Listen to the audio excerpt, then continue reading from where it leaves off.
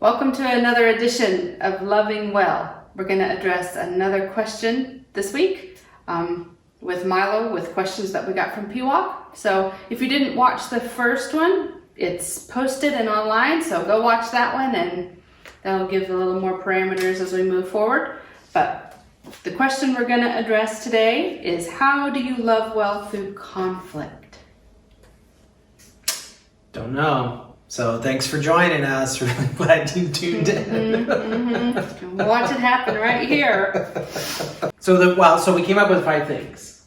And by no means is, like always, this is not exhaustive, but I think it may kind of probably kick to the surface in some ways of thinking that are easy to forget when you've been in a relationship a long time. So I think kind of the monotony, and I don't mean that in a bad way, but you know, when you're married to someone, you become incredibly familiar with them, and it's easy to just kind of predict things, and you kind of know how they're going to react to stuff. You know how you're going to react to stuff, and you have your tough skin on. You're ready for it. Yeah. So do you want to read what the first thing is, or do you want me to?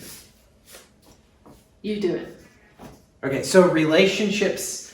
I think a good way to think about this is recognizing that relationships are like accounts, and you make investments or withdrawals into that account. And anytime there's conflict, you're making a withdrawal.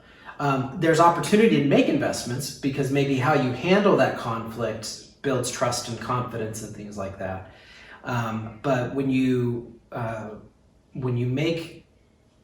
in the middle of a conflict, there's potential to make some withdrawals. You're saying, I need you to trust me with this, or I need you to trust my perspective, or I need you to trust what I'm about to say or why I'm saying it. So there's withdrawals that are being made in those times of conflict. And if you don't have enough in the count, it's gonna lead to a bad place quick. So I think one of the things in a lot of the marital counseling I've done with folks, and even in our own marriage, is you have to be really proactive about making investments along the way.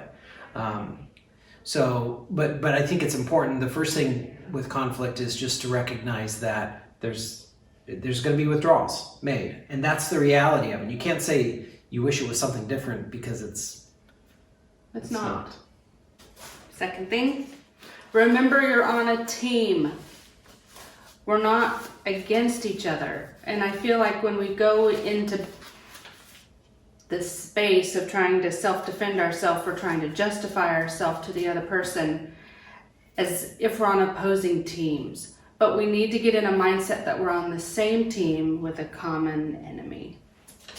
Yeah, and it's because it's easy to end up on opposing sides of something. So imagine you have whatever the issue is or matter that's the point of conflict. You know, I end up on one side of the issue, you end up on the other side of the issue, and you fire, but if you miss, I hit you. You hit me. And that might not be your intent. It might be your intent, kind of like, so, Zing ya. Yeah.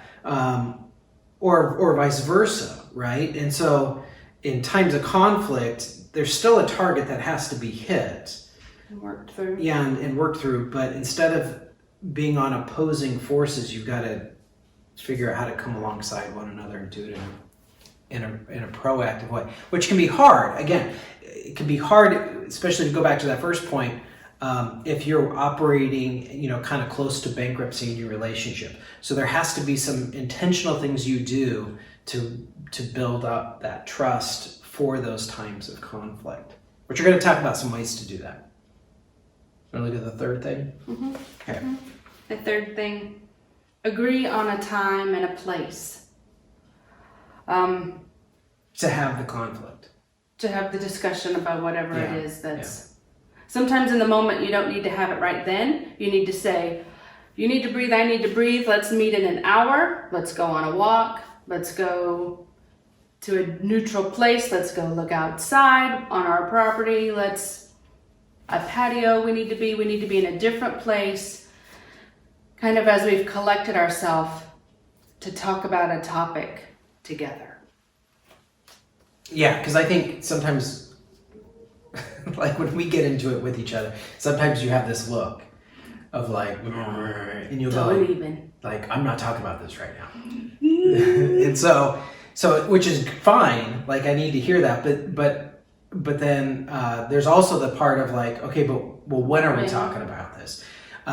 Or vice versa for me to kind of do something similar, to be like, it's not a big deal, don't worry about it. Or I want to talk about it right now. No, let's go. Because I can be kind of like a dog to a bone and just sort of like, no, we're going to go after this. So, and I think that's important to recognize, because oftentimes I've found that with couples, how conflict was handled in their home of origin shapes how they handle conflict as a married couple. So, and there's obviously a spectrum with this, but if you grew up in a home where you handled conflict and it was loud and there was yelling and everybody, was maybe brash, and that's maybe super on the extreme side of things. You have that one side, and then you have the other side where conflict was very passive aggressive. You didn't really talk about things until there was a big blow up, and it was just that kind of thing. So recognizing there's a spectrum between the two. And as a couple, you need to kind of figure out how you're going to do this. And this is where it's sort of like recognizing that we need to pick the best time and place to have this discussion, because there might be kids around or friends around that they don't need to be on the inside loop of this. So, when are we going to have this conversation? Because we are going to have this conversation, and where is that going to be? We're going to take a walk with one another. Is it going to be later tonight? I know there's been times when, we get into something and we're about to pull up to somebody's house, and you don't want to go to the front door and be like, "Rah, rah, rah," and then like, hey, and you're pretending. But at the same time, recognizing just because you're having conflict, it doesn't have to derail everything in your life. It doesn't have to be a full stop on stuff too. So if you give each other that permission to be like, hey, we're going to talk about this because we need to talk about this. And one of us might want to avoid it, and one of us might want to bite into it just then, but recognize, no, I need to push it a little bit down the field, and she needs to be willing to meet me down the field to pick that discussion back up. Mm-hmm. Right?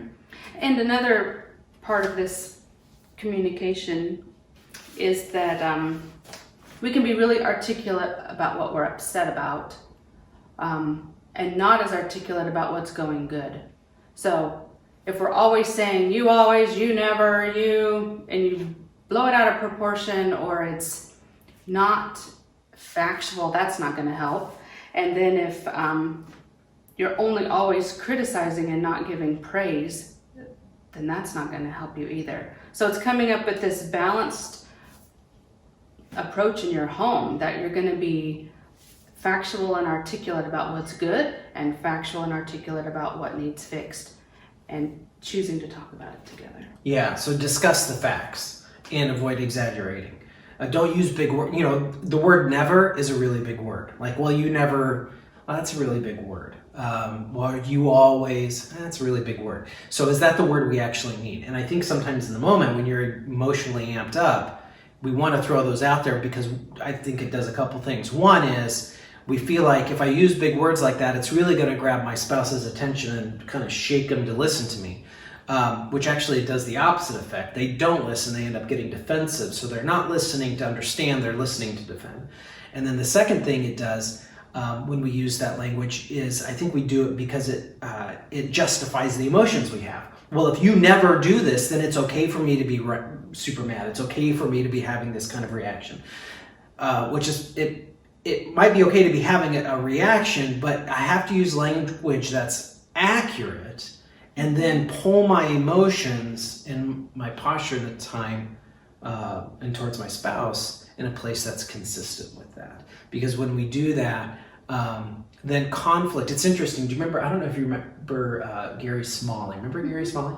So years ago, we went to a marriage conference, or it was a videotape series. I can't remember what. It was real. Did we see him in person? Silent Auditorium in Asheville. Oh, okay. I don't remember that. I mean, it was amazing. It was a fantastic time with one another, incredibly shaping.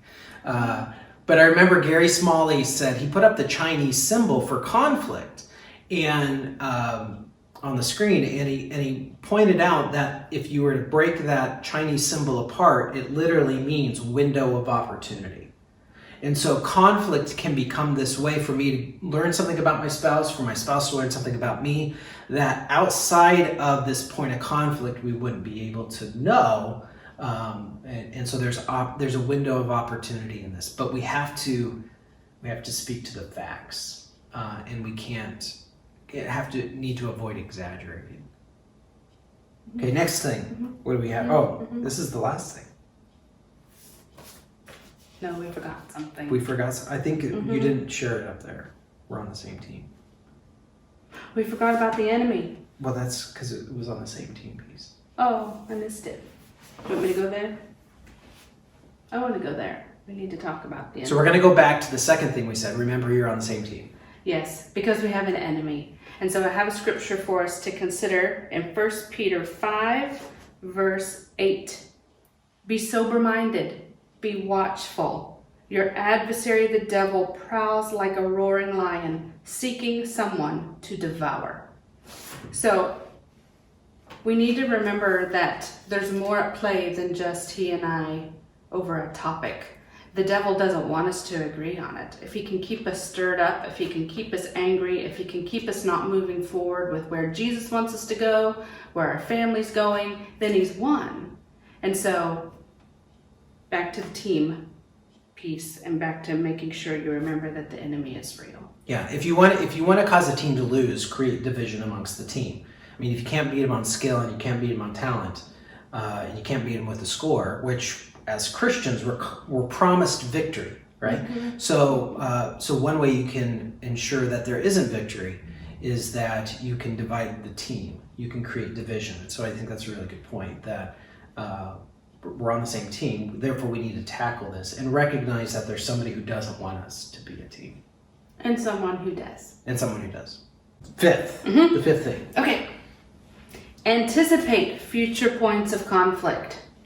So, my recommendation to you is, when you know you have recurring themes you need to talk about, whether that's finances, whether that's traveling in Europe, whether that is... You have a list. Add a list of things. Parenting your children, time management, and if you have a discussion about how you don't agree on how one's doing another, or hobbies, or picking another duty station, as if we have control over that.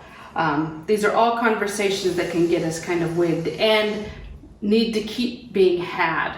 So we recommend that you plan on having another one. It's not like this is the big all end all of the discussion. And if you need to consistently talk about money every week, if you need to talk about it once a month, anticipate that it's coming. It's not scary. It doesn't mean something's wrong. It's just how you're going to keep sorting out opportunities and roadblocks that are coming at you. And I think it's important to recognize too that there might be, let's take money as an example, because that's something I think most couples wrestle with.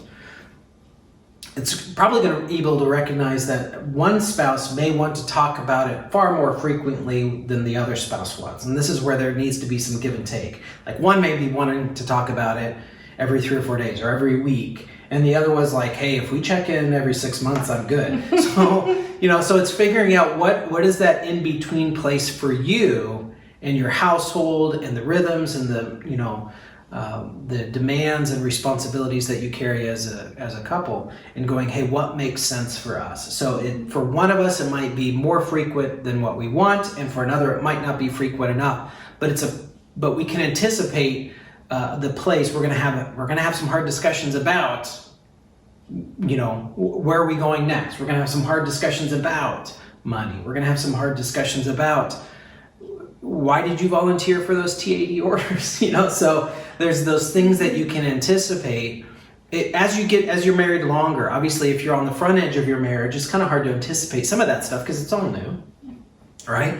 But you start to begin to recognize that over the course of a year, over the course of 2, 3, 5, 10, 15, that you begin to see these patterns emerge, and you begin to realize, oh yeah, this is the time of year when we kind of talk about that and discuss it and things like that. Right? Well, thank you for joining us for our topic of conflict. And be sure to leave us feedback and join in for the next one. Bye.